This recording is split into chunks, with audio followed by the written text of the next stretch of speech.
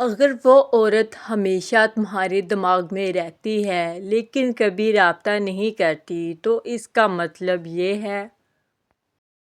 کیا کبھی ایسا ہوا ہے کہ ایک عورت آپ کے دماغ سے نکلتی ہی نہیں، آپ سوتے جاگتے اسی کے بارے میں سوچتے رہتے ہیں، مگر وہ کبھی خود رابطہ نہیں کرتی، نہ کوئی پیغام نہ کوئی کال، صرف خاموشی جو اندر ہی اندر آپ کو بے چین کر دیتی ہے؟ یہ ویڈیو کسی عورت کو سمجھنے کے لیے نہیں بلکہ خود کو سمجھنے کے لیے ہے۔ آج ہم مسٹرازم کے اصولوں کی روشنی میں جانیں گے، اگر وہ عورت ہمیشہ آپ کے ذہن میں رہتی ہے مگر حقیقت میں موجود نہیں، تو اس کا اصل مطلب کیا ہے؟ یہ ویڈیو آپ کو جذبات سے نہیں حقیقت سے جوڑے گی۔ آخر تک دیکھیں کیونکہ جو بات آخر میں آئے گی وہ آپ کی سوچ کو ہمیشہ کے لیے بدل سکتی ہے۔ نمبر 1، وہ جذباتی الجھن کا شکار ہے۔ کبھی کبھی کوئی عورت دل سے آپ کے بارے میں سوچتی ہے لیکن ذہنی یا جذباتی الجھن کی وجہ سے رابطہ نہیں کرتی۔ اس کے دل میں کشش ہو سکتی ہے مگر خوف ماضی کے تجربات یا خود پر عدم اعتماد اسے قدم اٹھانے سے روکتا ہے۔ اس کا مطلب یہ نہیں کہ وہ بے پرواہ ہے، بلکہ ممکن ہے وہ خود سے جنگ لڑ رہی ہے۔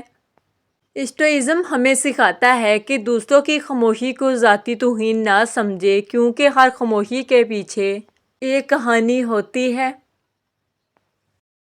نمبر 2، وہ آپ کو ایک خیال کے طور پر پسند کرتی ہے، حقیقت کے طور پر نہیں۔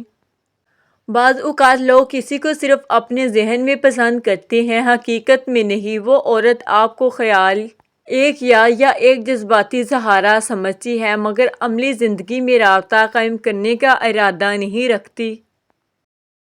یہ وہ کیفیت ہے جہاں انسان سوچوں میں کسی کو جگہ دے دیتا ہے مگر ذمہ داری، قربانی یا تعلق کی حقیقت سے دور بھاگتا ہے۔ اسٹوئک فلسفہ کہتا ہے جو شخص عمل نہ کرے اس کے خیالات پر انحصار مت کرو۔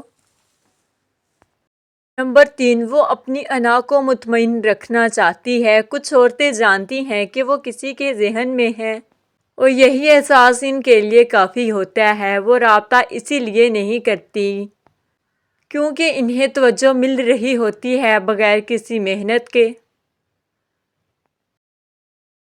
یہ ایک نفسیاتی کھیل ہو سکتا ہے جہاں وہ جان بوجھ کر خاموش رہتی ہے تاکہ آپ خود کو بے چین محسوس کریں۔ اسٹوئزم ہمیں سکھاتا ہے کہ اپنی عزت نفس کو دوسروں کی توجہ کا محتاج نہ بنائیں۔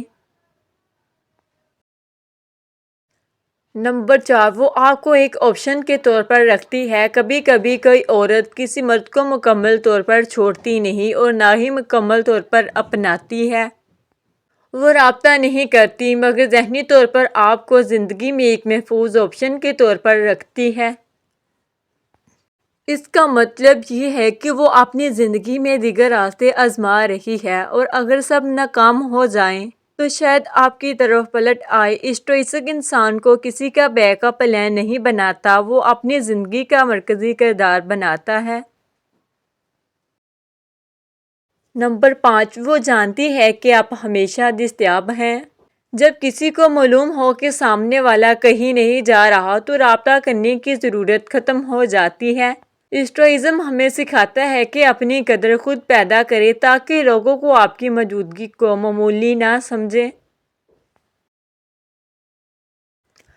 اگر آپ ہر وقت اس کے بارے میں سوچتے ہیں، اس کے پیغامات کا انتظار کرتے ہیں اور دل ہی دل میں اس سے جڑے رہتے ہیں، ممکن ہے وہ یہ بات محسوس کر چکی ہو۔ نمبر 6، یہ اصل میں آپ کا اندرونی امتحان ہے۔ سب سے گہرا مطلب یہ ہو سکتا ہے کہ یہ صورتحال دراصل اس عورت کے بارے میں کم اور آپ کے بارے میں زیادہ ہے۔ یہ آپ کے ضبط، صبر، خود کو قابو اور جذباتی آزادی کا امتحان ہے۔